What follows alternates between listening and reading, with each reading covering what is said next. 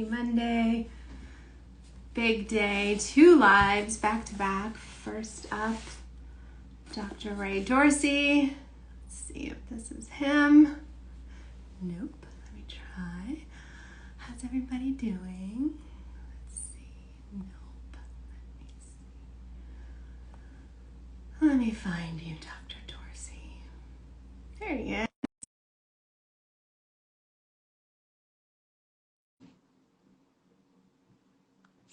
Trying again. Always the worst part of a live, getting the guest on. Anyway, while we're waiting for Instagram to work, this is the book. Oh, there you are. Wow. You made it. Barely with some help from the next generation. That's always the worst part. From here on out, it's a breeze. Hi, Dr. Dorsey. Okay, when I met you last time, you told me to call you Ray, which makes me Yes, super please. uncomfortable because my mom raised me to always be super polite. Please, Ray. Thank you for joining me, Ray. I was just telling everybody you sent me, well, I didn't tell them this, but you sent me your book. It's fascinating. We're going to talk a lot today, but if you guys haven't gotten this book or read this book, it's like a page turner, especially for someone with this disease. I'm like, what? No idea half of that stuff. So fascinating. Okay, so I first saw you on our friend Max's podcast. People haven't seen it. Ray did a fascinating conversation in lots of different places, but on Max Lucavir's podcast. And I reached out and said, come talk to me. And we met. And the first thing you said to me was, why do you have Parkinson's disease? And I said, I don't know. You tell me. So I'm complete. And then I told like 27 people about our conversation. I was just completely blown away by sort of your take on how someone like me or any of the people who are getting this disease get it. So I don't even know where we should start. I guess we could just dive right into the overriding theory that you have. This is wholly or in large part becoming a man-made disease, or maybe was already a man-made disease. I think the more I look, the more I think our book understates. Our book makes the argument that Parkinson's disease is likely a man-made disease. I think it's increasingly clear that it is, and the vast majority of it is. And listen, if you can't answer the question why you have a disease, what's going to prevent other people from getting the same disease? How are we going to modify your disease course? How are we going to develop a new treatment or better treatments or a cure? I can't think of a disease that we cure medically where we don't know the cause of the disease. I can't think of a disease that we can cure medically where we don't know the cause of the disease. I'll give you a really mundane example. So when I was in medical school, lots of people got bleeding ulcers. And do you remember what people thought ulcers were due to? Like food or milk or stress. People thought it was stress. Stress. Yes. People thought it was stress. all stress. And so, calm down, stop changing your work and all that. And they were wrong. It was due to a bacteria. The guy who came out with this bacteria. And then what do we do? Do anyone die from bleeding ulcers now? No. I assume not. Because they get an antibiotic, they get a cocktail of drugs, including antibiotic, and it's done. Right. No one dies of bleeding ulcers. Same thing with HIV, same thing with a wide range of diseases. If hepatitis C used to be called non-A, non-B because they didn't know what it was. They figured out what hepatitis C was, and we cure hepatitis C with a pill. With a pill, we cure hepatitis C. So everyone who has Parkinson's is looking for the cure, but I don't think we're going to find a cure until we know its cause. Everyone with Parkinson's disease wants to modify the disease course, and one great way to do that is to stop getting exposed to the toxins that are likely causing the disease in the first place. Just like, if you were diagnosed with lung cancer and you smoke, what would the doctor say? Right. Stop smoking. And so we do the same there. Right. So, and then I think even more powerful, my son's studying philosophy. And he says that there's a lot more people that are going to live in the future, God willing, than there are living today. So the great gift that we can give these future generations is a world without Parkinson's disease. And the way we do that is by finding out what the root causes are. And I think those root causes are certain pesticides, dry cleaning chemicals like this guy, and air pollution. if we get rid of these toxicants, I think we get rid of the vast majority of Parkinson's disease, and we create a world where Parkinson's disease is increasingly rare instead of being increasingly And common. did you always think this, Ray? I mean, were you on this path, or was there sort of an enlightening moment where you were like, holy crap, this is what's causing this? Yeah, no, not at all. I'm an academic, so I had the gift of a sabbatical in like 2018, 19, and I read all the research by one of my colleagues, Dr. Caroline Tanner, who's a neurologist and an epidemiologist at the University of California, San Francisco. And she's been politely, in her understated way, for 40 years, been telling us that Parkinson's disease is due to environmental factors. She showed that it was due to certain pesticides in the 80s. In the 90s, she looked at rates of Parkinson's disease among identical twins and fraternal twins. And if something has a huge genetic component, the concordance rate among identical twins will be really high, and it'll be much less among fraternal twins. She found the concordance rate was low and that there was no difference really between identical twins and fraternal twins, suggesting that for the vast majority of people with Parkinson's disease, that environmental factors dominate. Then she showed that a pesticide called paraquat was associated with a 150% increased risk of Parkinson's among farmers in California. Then she showed among World War twins who had occupational hobby exposure to this very simple dry cleaning chemical had a 500% increased risk of Parkinson's disease. Then last year, she and her colleague, Dr. Sam Goldman, showed that Marines at the Marine base Camp Lejeune in North Carolina who were drinking trichloroethylene and perchloroethylene in their water had a 70% increased risk of developing Parkinson's disease. So if we get rid of these pesticides, if we get rid of these dry cleaning chemicals, we're doing this for dry cleaning, so our clothes don't shrink, and air pollution, we can get rid of a ton of Parkinson's disease that's affecting the vast majority of people with the disease. And what I said to you that day was, I didn't think that I mean, I couldn't point to a single place that I would have been exposed to potentially large amounts of dry cleaning. And you said that there's all these, what are they called, Superfund sites? Is that the right word? Yeah. All over the country that contaminate the water, contaminate the air, and that we don't even know if we're being exposed to it. So it's not that simple to say, well, I never was living above a dry cleaner, you know? Yeah, so some people will know. So some people knew they grew up with well water. They grew up on a farm. They live near a farm. They're breathing in the pesticides that are being sprayed nearby. Some people know that they worked with these chemicals, which was widely used in Silicon Valley to clean up electronics and silicon wafers and used in painting and printing and dry cleaning. It was even used as an anesthetic for pregnant women in the 1950s. It's estimated 10 million Americans worked with this chemical. But then there are thousands of contaminated sites throughout the United States. So people know about the Marine base Camp Lejeune where the water was contaminated. People might recall the movie A Civil Action or the book A Civil Action. If you're an attorney, you remember this, because in Woburn, Massachusetts, north of Boston, the drinking water was contaminated with this chemical in the 1970s, and kids developed leukemia and died from leukemia. If you live in Toms River, New Jersey, you know about this chemical because it contaminated your drinking water, and kids in Toms River, New Jersey develop leukemia and die. This is known to cause cancer in addition to its increased risk with Parkinson's. And in Silicon Valley, there are 15 Superfund sites, federally designated sites that are among the most toxic in the entire country. 15 along a 7-mile stretch of the 101 freeway in Mountain View, California. And so you could be living next to these things. This can evaporate like radon from underlying soil, enter people's homes, schools, and workplaces undetected. There are kids I went to high school in Newport Beach, California. So I said, where in the world is the last place that's going to have this chemical? And I said, it's going to be Newport Beach, California. So I literally did a Google search of trichloroethylene in Newport Beach, California. And lo and behold, used to be an aerospace facility in Newport Beach, California, less than a half mile from where I went to high school, that is contaminated with this chemical. And there are homes, multi-million-dollar homes in Newport Beach in which this chemical has been found in the master bedroom, in the living room, and in children's playrooms.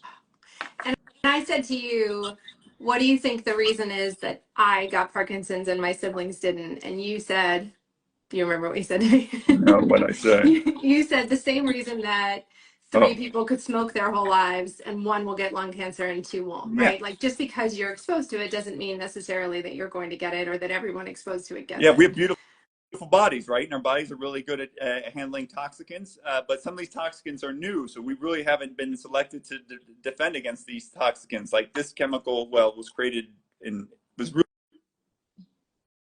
1920s.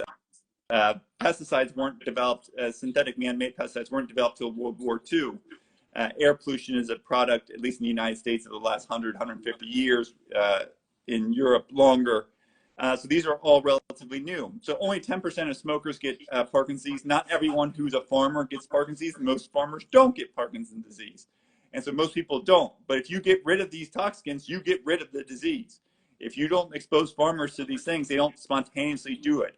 I'd like, to my knowledge, you put a rat in a room and the rat doesn't spontaneously develop Parkinson's disease, nor does it spontaneously develop Alzheimer's disease. These are, I think, largely man-made diseases, especially Parkinson's. I know less about Alzheimer's, but we can talk about that. Yeah. That are due to toxins in our food, water, and air. Okay, someone just commented the name of the book. The name of this book is Ending Parkinson's. Do you have another book? No, so we're working on a sequel. So this was written with Michael Oak and Todd Shear, former CEO of the Michael J. Fox Foundation, and Boss Bloom. So it's available on Amazon, a little commercial. All the authors are donating all of our proceeds to efforts to prevent and end Parkinson's. So if you want to help us get better at preventing and ending Parkinson's, you can buy the book on Amazon. If you can't afford it, you can go to the library. And if you can't afford it, you can just email me, info@endingpd.org, info@endingpd.org. Just give me your name and mailing address, and we'll send you a copy, especially if you live in the U.S. Yeah, I will post that on the when I post this post. So the concept is. I can't hear you, Ruth. Did I lose you?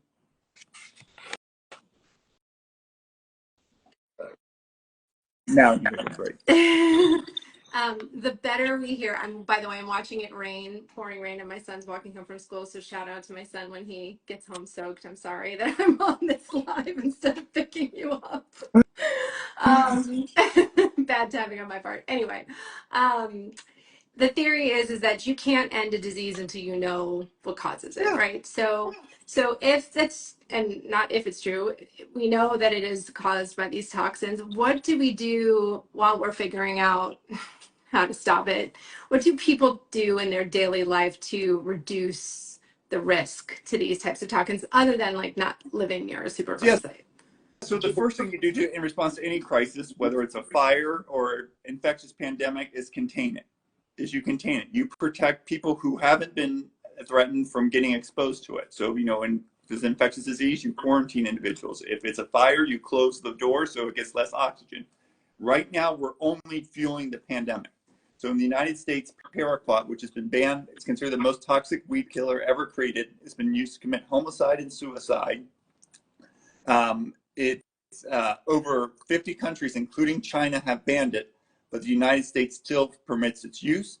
And according to the most recent data available from the U.S. Geological Service, use of paraquat has more than doubled in the last 5 years. And why is that? What is it? It's used in weed killer. It's so it's used in dry cleaners. It's used to kill the weeds that Roundup doesn't. It's used on corn, cotton, vineyards, and other crops. It's sprayed 20, 30 minutes from where I'm sitting right now at the University of Rochester on vineyards in upstate New York. And it's still sprayed. And most farmers don't know about its risks. I think most people don't know about its risks. So the EPA reauthorized its use earlier this year. If the 1.2 million Americans make their voices heard, we can have the EPA revisit that decision and ban paraquat and prevent the seeds of Parkinson's disease from being planted in on farms throughout the United States right now as we start the farming season. So and why is there no equivalent to paraquat that, like, I mean, why wouldn't the EPA ban it if they know this? That's a great question for the EPA. But listen, the idea paraquat was created in the 1950s. It's been used since 1962. So would anyone fly in an airplane from 1962? Would anyone give their 16-year-old your kid a car from 1962? No. Right now he might take it because of the rain. Right. Yeah. But if engineers come up with safer cars and safer airplanes, chemists can come up with safer alternatives. Right. And in fact, over 50 countries have come up with alternatives to paraquat. So there's no reason. I'll just give you an example of just how crazy this is. It's estimated, according to The Guardian, that worldwide sales of paraquat are $400 million. $400 million, according to The Guardian. Medicare spends $25 billion a year more caring for people with Parkinson's disease than if they didn't. So we spend $25 billion more. If just 2% of Parkinson's disease were due due to Paraquat. We would be spending more, Medicare would be spending more, taxpayers like you and me would be spending more caring for people with Parkinson's than the company makes in revenue from its product. I mean, it just seems like so simple and so frustrating when you hear it laid out so clearly. I mean, it's just obviously an indication of how our government moves many well, ways. I think just remember, our politicians, you know more about politics than I do, are responsive. So if we go to our politicians and make our voices heard, if 1 million people say we want rid of Paraquat, we'll get rid of Paraquat really quick. Senator Cory Booker has a bill that would ban Paraquat. His father died of Parkinson's disease. If everyone said, let's pass Senator Cory Booker's bill, and this bill would protect Republicans and Democrats, it would protect people overwhelmingly in rural areas more than urban areas, likely. We would get rid of Paraquat. We would, engage American chemists in ingenuity and entrepreneurship, and we would come up with safer alternatives to protect people from developing Parkinson's. And what about, so other than advocating for that, which our viewers are very used to hearing me talking about advocating and calling and bugging and begging our elected officials to pass the national plan to end Parkinson's. So add to that list, everybody, your request for them to ban Paraquat on, as we speak. It's now hailing. I'm gonna get Mother of the Year award. It's literally hailing. I'm gonna literally get my son taken away from me at 17 almost. He's gonna move out. Sorry to be distracted. So advocating obviously for the change in the laws. What can we do personally? What should we be doing? You had said to me, was I making sure my fruit was organic? Was I washing? All that stuff, that the small steps that, I mean, obviously now that I already have it, I'm sort of on a different trajectory a little bit, but what could people do to potentially avoid it? Yeah, so before I wrote the book, I thought our food, water, and air were all safe. Now I no longer think that. So I'll tell you what I do. I'm a doctor, so I can afford it, buy organic. All my fruits and vegetables. I always say it's a lot cheaper to buy organic than it is to have Parkinson's disease. I wash all my fruits and vegetables, even the organic ones, with water and a little bit of soap. I just get this thing from Trader Joe's that's $3.99. It's basically a pesticide wash, because some pesticides are soluble in water, and some are soluble in oil. So you need to wash it with soap and water, just like you wash our bodies with soap and water. I put a carbon filter on my water at home. So like from Pure or Brita, I'm not have any relationship to any of these companies. Yeah. So that removes toxins, including pesticides or low levels of pesticides or chemicals that might be in it, including possibly forever chemicals. If I were one of the 40 million Americans or many more around the world who get their water from a well, I would have it tested, especially for pesticides and these chemicals, trichloroethylene and perchloroethylene. Private wells in the United States are not regulated by the Safe Drinking Water Act, and they're infrequently tested. So you could be drinking these substances and not know it. So I'd have my water tested, and definitely put a carbon filter if I lived in. Okay. Rekha just asked, what's your next book about? So the next book is a sequel about preventing and treating it. So we're going to have 25 ways that people can 25 actions people can take to reduce their exposure to toxins that are tied to it. And then Michael Oken, who's going to be writing the book with me, is interviewing 25 of the world's experts on Parkinson's disease to identify the most promising treatments for the disease. Wow. I'll sign up for that one. So tell everybody a little bit about, besides the book and your incredible research, what else? You've got this cool symposium coming up that I'm going to. What else? You're changing the Parkinson's world one little bit at a time. What else have you got cooking? So the more I read about these pesticides and these chemicals, I was reading about other diseases. I'm a Parkinson's researcher. I had blinders, and I was just reading Parkinson's, but then I kept seeing ALS, and I kept seeing Alzheimer's disease, and I kept seeing brain cancer. And then I said autism, intellectual disability. So these pesticides, dry cleaning chemicals, and air pollution are tied to other brain diseases beyond just Parkinson's. So pesticides have a strong tie to intellectual disabilities. They're nerve toxins. They're estimated, one pesticide called chlorpyrifos is estimated to cost 25 million kids in the U.S. 17 million IQ points. And pesticides are, I think, strongly linked to ALS. Your big friends and fans of Brian Wallach and Sandra Brave. There are 3 studies in Spain, Scotland, and Italy all link soccer playing to to ALS, and so I think it's repeated head trauma and exposure to pesticides. So we're putting together a symposium, Brain and Environment Symposium, braininenvironment.org, Monday, May 20th in Washington, D.C., to highlight the role that toxins in our food, water, and air are playing in brain diseases from autism to Alzheimer's. And so someone, Beth's asking this question, so sort of digging deeper into the concept of me and my siblings and why one of us gets it, one of us doesn't. Do you believe, Ray, that there's, obviously I don't have the genetic makeup, I've had the full genetic testing for Parkinson's. Do we have any inclination about what makes like me and Beth and other people more susceptible to it than others? Is it just sort of luck of the draw? Like, did we just lose the Parkinson's lottery? So about quick word on genetics, about 15% of people have a family history of the disease. Said another way, 85% of people don't. So that's one big clue. That's not a genetically driven disease. And about 15% of people have an identifiable genetic risk factor, LARC2 and GBA. But those mutations by themselves are insufficient to cause the disease. For example, LARC2, the most common genetic cause of disease, only 40% of people who have that will develop the disease. So what among people who are exposed, why do certain people exposed get a disease and why don't they? I'll give you three explanations. One is exposure. So how much were you exposed to, for how long, and when?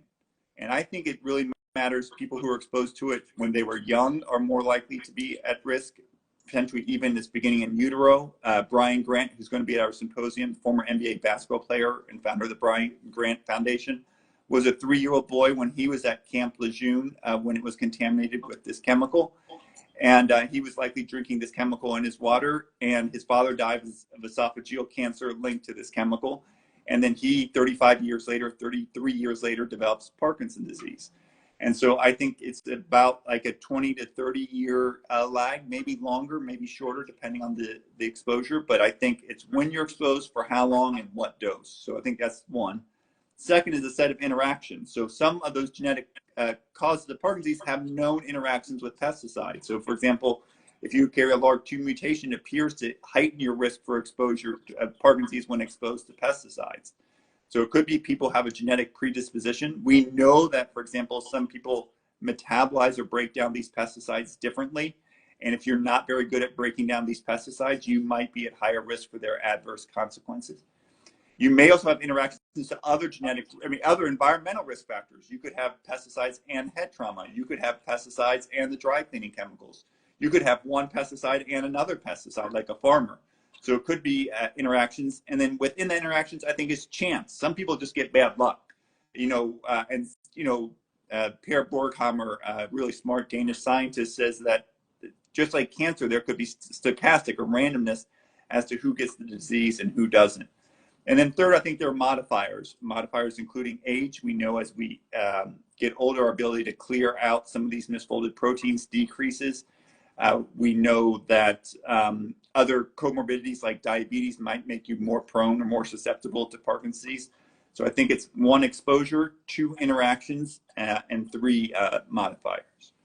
And looking back, or this is kind of a random jump, but when I was reading the book the other night, and I was that first chapter where you talk about, the London fog and the London smog or whatever. So it's obviously more, when you say toxicants, you're talking about more than just one weed killer, this is environmental. Are there other things that are in our water, in our, it's not just that one chemical, right? No. So I it. think it's all these toxins I have listed, so certain pesticides, these dry cleaning chemicals, and air pollution, they all damage the energy producing parts of cells. That term is called the mitochondria. And it turns out nerve cells have huge energy demand. So your brain's only 3% of your body weight, but 20% of your energy consumption. So it's a gas guzzling machine. And inside these nerve cells, especially ones that die off, nerve cells are huge, right? The nerve cells that produce dopamine, they have over 1 million different connections. If you stretched them out by length, they would be 4 meters in length, twice my height. I'm really a tall guy, twice my length. And so they're basically like garbage bags that are chock full of jelly beans, and those jelly beans are mitochondria. And then these things, paraquat, trichloroethylene, air pollution, all damage the energy producing parts of cells. So I think I highlight these 3 because I think they're the 3 most important chemicals and air pollution, but I think there are other toxicants that are important. Heavy metals are likely important. There are others, but I think those are the three big ones. I asked that because I don't want people, I think it would be easy to sort of write off and say, well, I was never exposed, that doesn't apply to me. So, well, yeah, I would, I'd be really cautious on that because I think the vast majority of people who are exposed to these chemicals don't know. Right, exactly, and, exactly. And we did a study, we did a report just for like this dry cleaning chemical, and we highlighted 7 individuals who had developed Parkinson's disease who were exposed, or very likely exposed to this chemical. Of them, only 1 knew that they were being exposed to the chemical at the time they were exposed, and that guy was a rocket scientist with a PhD in physics. So unless you're a rocket scientist, you're unlikely to know that you were being exposed to these chemicals. Right. But they're just ubiquitous in our environment. Which I have to say, as someone who, when I found out that I didn't have the genetic makeup, immediately went inward to see where I could have caused this upon myself. It's both a relief and it's also a frustration because it's still completely out of our control, especially if we didn't even know we were being exposed. Yeah.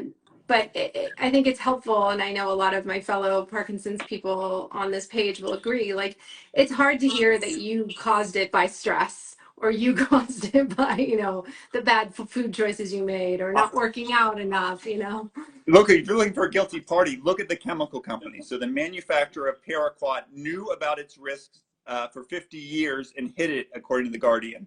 They fed Paraquat to mice, rats, and rabbits in the 1960s, and they all developed clinical and pathological features of the disease. Their own scientists did, according to The Guardian. That means that they knew for over 50 years that exposure of their pesticide to their weed killer to 3 different mammalian species produces the features of Parkinson's disease. They didn't seek to withdraw their product. They didn't seek to modify their product. They sought to double down under a campaign of freedom to sell. And I think their freedom to sell is engaged in a campaign of freedom to harm. And quite frankly, for many individuals, Parkinson's is the 14th leading cause of death, the freedom to kill. And so we should, if you're looking for someone to blame the chemical companies, some of these chemical companies who apparently knowingly knew about their risk and have engaged in a campaign to continue their use. And do you think it really is, Ray, a public outcry? I mean, like, because I grew up in a time when people were still smoking and nobody had a seatbelt on in the back seat, and all those sort of bad things that we now look back on. We're like, we can't believe my siblings and I, my husband and I, can't believe we didn't sit in car seats. Like our parents didn't know that wasn't a thing, right? People smoked all the time, and so is it really that is it really just that people haven't pressed down hard enough, that there's no Mothers Against Drunk Driving involved here? Or is there skepticism in the world that this is true? I think it's both, and there's skepticism that's generated by industry. They are engaged in a campaign of disinformation.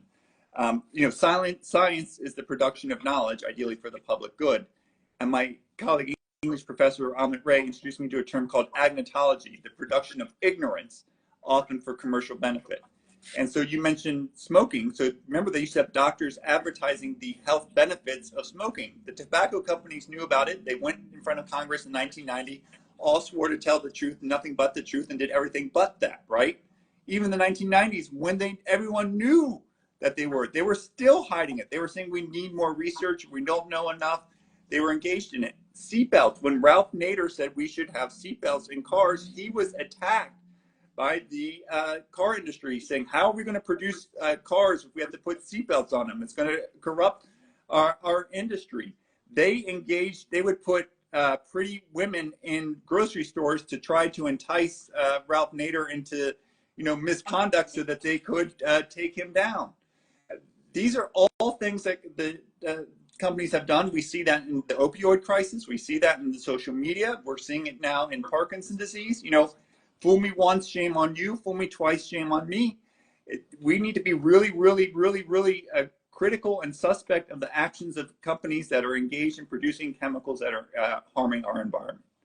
And the question just popped up that yes, I agree, it is insanity. And the reason I asked the question about whether people just haven't bought into it yet enough is because when you lay it out like that, Ray, it's like it's truly maddening to think that this could have been avoided for me, for all the people watching this, for the millions of people who are diagnosed, for the quote unquote epidemic or pandemic of Parkinson's that's happening. This is, as you've said, the #1 fastest growing neurological condition. And so it's truly maddening to think, wow, it's as simple as X, right? And so there, I'm not usually a conspiracy theorist, but like it feels like there's like a conspiracy when you hear that there's a way to potentially stop this from happening, and people and they're just choosing not to. But I get it. It's it's money, it's industry, it's complicated.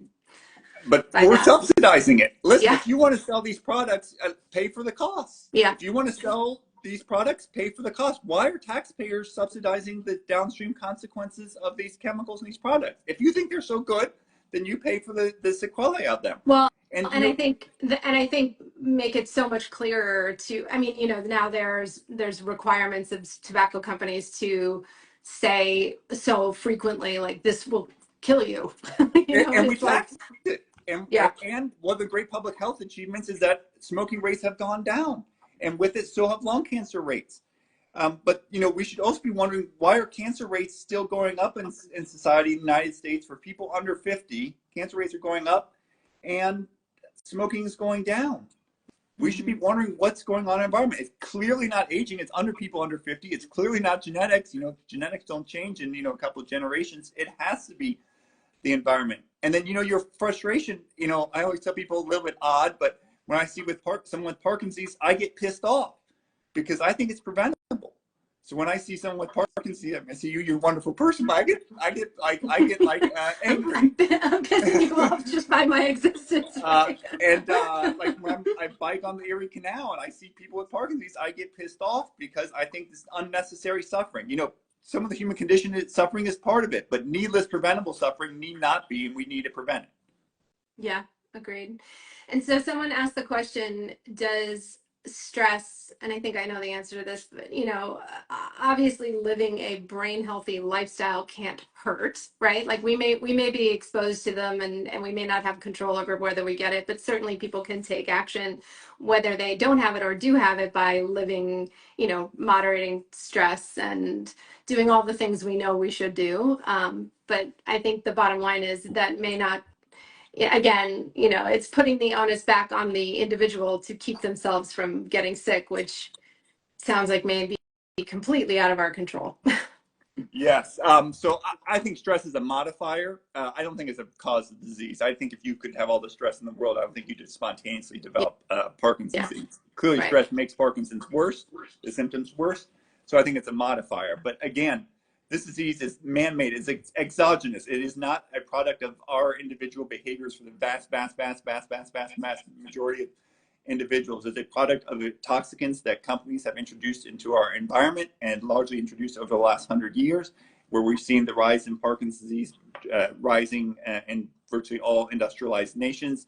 Areas of the world that are going the most rapid industrialization have the fastest increasing rates of disease. Areas of the world that are most industrialized already have the highest rates, and areas of the world that are least industrialized have the lowest rates of disease. This is a product of industrialization, product of decisions that companies and products that they've introduced have made. Fascinating, frustrating, maddening, all of the above. Anybody have questions? I'm just going to read through questions. Why aren't there warnings already, given how extremely harmful it is? I mean, read Carrie Gillum, who's speaking at our Brain and Environment Symposium, wrote a great piece for The Guardian, and how they have sought to temper any actions that the EPA would take, including discrediting one of my colleagues who's literally across the street. Dr. Debbie Koresh-Lecter works across the street, and she showed 25 years ago that when feeding paraquat to either mice or rats, they developed Parkinson's disease, and they sought to prevent her from serving on an EPA advisory panel. We need to hold wrongdoers accountable. If we don't hold wrongdoers accountable, they only become emboldened. We need to hold wrongdoers accountable. Do you get pushback, Ray? Do people tell you you're nuts? Yeah, well, I get pushback from the companies. The company, their law firm, sent someone to my house. My 18-year-old son answered the door, and they were wanting to issue me a subpoena. I am not an expert for the companies that make the the pesticide, nor for the farmers who are suing for their Parkinson's that they developed that likely as a consequence of their exposure. I'm not a party to either end, and in fact, I've turned it down. And they still issued a subpoena to me, coming to my house on multiple occasions with one of the top law firms in the country to issue a subpoena asking for all previous drafts of my paper, all communications I've had with other Parkinson's researchers, with other journalists, with attorneys, and the like. Fortunately, we at the University of Rochester defended me, and we largely won the decision.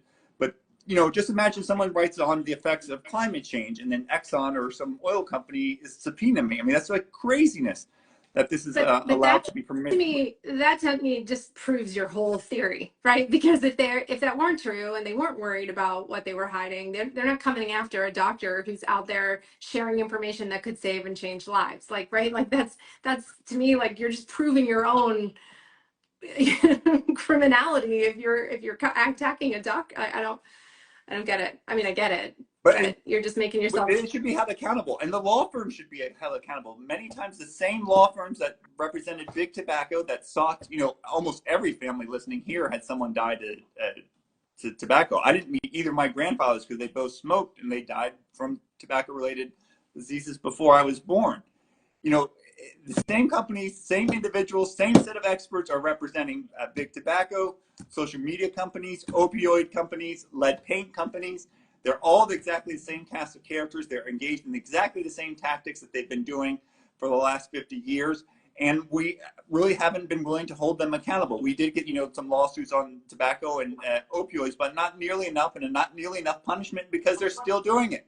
If we hold them accountable, if people spend more time in being held accountable for their actions, we will have less of these toxins in our environment. We'll live longer and healthier lives. I like to, disturbing fact is life expectancy in the United States today is lower than when I was in medical school. Life expectancy in the United States today is lower than when I was in medical school 25 years ago. And we spend 50% more on healthcare as a country than we did when I was in medical school.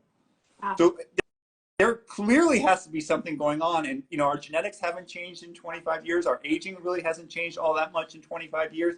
It has to be something going on with our environment. Our healthcare hasn't gotten worse over the last 25 years, hopefully. Or interventions haven't gotten worse, hopefully. So it has to be something. Why is life expectancy lower? And it's not just COVID. Yeah. And we're wealthier. It's not just poverty. Right. Esther asked the question, and I think I know the answer to this one, but why you used the example of the AIDS crisis and sort of the activism that led to, in a longer path than that, but the activism that led to disease-modifying treatments or cure, if you will. And my take on it is that I think most people think of Parkinson's disease and Alzheimer's disease as diseases of aging, and it's just something you get, and it's your lot in life, and most people get it in their 80s or 90s, and so if you're lucky enough to live that long without it, then you just sort of suffer, and you do your best to enjoy the end of your life.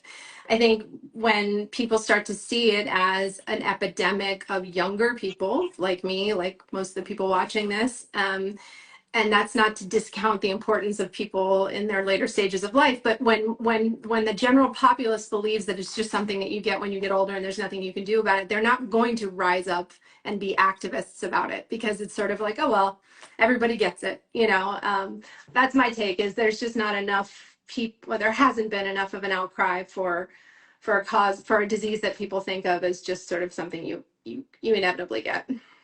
Parkinson's and Alzheimer's disease are not natural consequences of aging. Right. Parkinson's and Alzheimer's are not natural consequences of aging. John Adams in 1826 was 90 years old, writing letters to Thomas Jefferson, age 84, in 1826. Neither of them had Parkinson's disease. Neither of them had Alzheimer's disease. The first president to ever be diagnosed with Alzheimer's disease was Ronald Reagan, who was, when he was governor of California, said we should eliminate all unnecessary driving because of the effects of air pollution. And I think he suffered the consequences of air pollution in Southern California. Alzheimer's and Parkinson's are not natural consequences of aging. Yes, they increase with aging, but so does lung cancer. And if you look at the graph of lung cancer and the graph of Parkinson's disease in terms of number of new cases, they are indistinguishable. Indistinguishable. You could not tell the difference between lung cancer and Parkinson's disease. And lung cancer isn't a disease of aging any more than Parkinson's disease. Lung cancer is a disease of smoking. Parkinson's disease is a disease of environmental toxins that damage the mitochondria, I think, and the energy-producing parts of cells. And the chief principal causes of Parkinson's disease in the United States are certain pesticides, especially paraquat and another class of pesticides called organochlorines, trichloroethylene, perchloroethylene, these dry cleaning chemicals, and air pollution. We get rid of those, we all live longer, healthier, independent lives, less relying on Medicare, spending less time in nursing homes, spending less time as caregivers. There's 40 million caregivers in the United States. The number one reason for caregiving in the United States is brain diseases. These are all things that we could do. There's no reason that we couldn't be living to 120 years old, independent, with our minds intact, and contributing to society. Ray, we need t-shirts. We need t-shirts and hats and every bumper sticker in the country that says, these are not normal consequences of aging. These are not, what did you say? These are not destined. Not natural consequences of aging. These are not natural consequences of aging. And if you don't, if you do not spontaneously develop Parkinson's, they don't start shaking their front paw.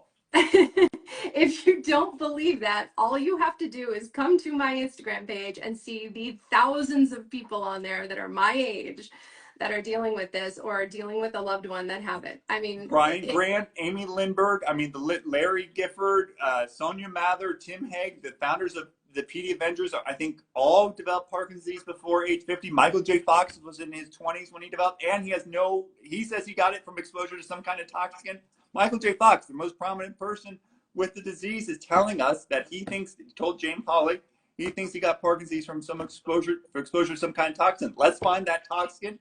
Let's get rid of that toxin. So at least what a great legacy from Michael J. Fox, that no one else will develop Parkinson's disease from exposure to the same toxin that caused him Parkinson. Right. This is what you wrote in my book. We're going to end this together. We are going to end this together. Thank you for your time. I'm going to see you on May 20th at your symposium, and I so appreciate it. Everybody can, I will link to the book in my story so people can buy it. I'll get you Ray's email. If you can't afford to buy it, we'll get one to you. Thank you for joining me. I'm going to see if my son will ever speak to me again. Probably not. It's fine. I get it. He'll be wanting a car for his birthday. and a safe one. And thank you for helping change the course of Parkinson's. Yeah, thank you. Bye, guys.